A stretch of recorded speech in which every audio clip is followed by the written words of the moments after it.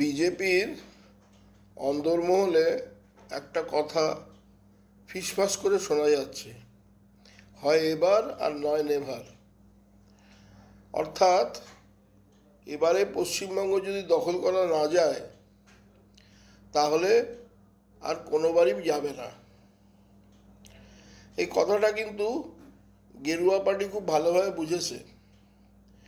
সারা উত্তর ভারত, পশ্চিম ভারত, এমনকি দক্ষিণ ভারতের একটা বড় অংশ ছলে বলে কৌশলে দখল করে বিহারে ইলেকশন প্রায় রিগিং করে অসমে লক্ষ লক্ষ মানুষকে বেনাগরিক এবং ডিভোটার করে প্রায় পুরোটাই দখল হয়ে গেছে। শুধু মাঝে দাঁড়িয়ে আছে পশ্চিমবঙ্গ।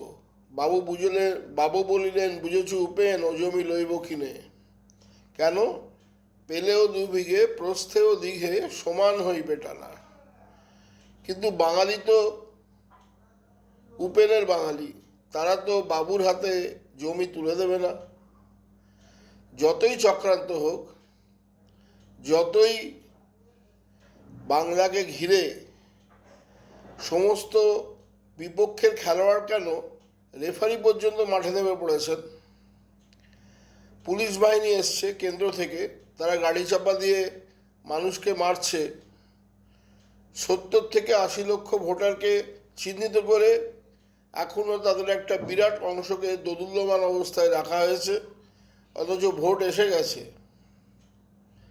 এবং যত রকম মিথ্যে কথা, যত রকম অপপ্রচার, টাকা আটকে রাখা থেকে আরম্ভ করে নানা ধরনের ইউটিউব এবং সোশ্যাল মিডিয়ায় উজ্জ্বল ভবিষ্যতের একটা চিত্র তুলে ধরা, এ সবই ব্যর্থ হবে। কারণ বাংলার মানুষ তাদের এই বিদেশি শত্রুর আক্রমণে বারবার রুখে দাঁড়ানোর অভিজ্ঞতা আছে।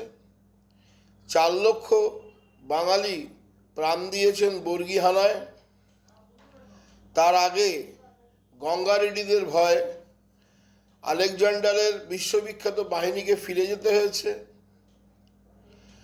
2টি ভাষা আন্দোলন হয়েছে বাংলা ভাষাকে ঘিরে, এবং 71 সালে বহু মানুষ প্রাণ দিয়েছেন স্বাধীন বাংলাদেশের জন্ম দেওয়ার জন্য। অতএব বাঙালির হাড় একটু অন্যরকম, বাঙালির মজ্জা একটু অন্যরকম। কেবলমাত্র ধমকি, হুমকি, নানা রকম প্রলোভন কোনো কিছুতেই তাতে লাভ হবে না। তারা বলছেন তারা নাকি নারীদের স্বাধীনতা দেবেন, নারীদের নিরাপত্তা দেবেন, অথচ প্রত্যেকটা রাজ্য দেখুন, ডবল ইঞ্জিন রাজ্য যেগুলোকে বলা হয়, প্রত্যেকটা জায়গায় ধর্ষণ একটি নিত্য নৈমিত্য বিষয় হয়ে দাঁড়িয়েছে। তারা বলছেন যে তারা লক্ষ্মীর ভাণ্ডারের জায়গায় মা দুর্গার ভাণ্ডার চালু করবেন, অথচ যেখানে যেখানে তারা লক্ষ্মীর ভাণ্ডারের পথ অনুসরণ করে টাকার প্রতিশ্রুতি দিয়েছিলেন মা বোনেদের জন্য, বিহার থেকে আরম্ভ করে মহারাষ্ট্র পর্যন্ত প্রত্যেকটা জায়গায় সেটা জুমলা বলে পরিণত হয়েছে। জুমলা বলে সেটা নির্বাচনের পরে তারা একটা টাকা পয়সাও সেই সব অ্যাকাউন্টে ঢোকেনি। শিক্ষাকে পাতালে পাঠিয়ে দিয়েছেন। প্রতি বছর কেবলমাত্র চিকিৎসার খরচ মানে মেটাবার জন্য 3 থেকে 4 কোটি ভারতবাসী দারিদ্র সীমার নিচে নেমে যান। এটা আমার কথা নয়, এটা রিজার্ভ ব্যাংক বলছেন। গ্যাসের হাহাকার, নিত্য প্রয়োজনীয় জিনিসের মাত্রা ছাড়া, এবং বছরে 2 কোটি করে চাকরির জায়গায় দেওয়ার জায়গায় 1 কোটি করে চাকরি নষ্ট হয়েছে, কমে গেছে।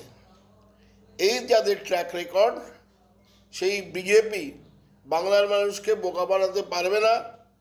যত ছলাকলা কৌশল তারা করুক, নির্বাচন কমিশন বা নির্যাতন কমিশনকে ব্যবহার করে যত জঘন্য চক্রান্তই তারা করুক, বাংলার মানুষ গত কয়েকবারের মতো এবারেও বিজেপিকে প্রত্যাখ্যান করবে এবং তাকে সম্ভবত আস্থা করে পাঠিয়ে দেবে।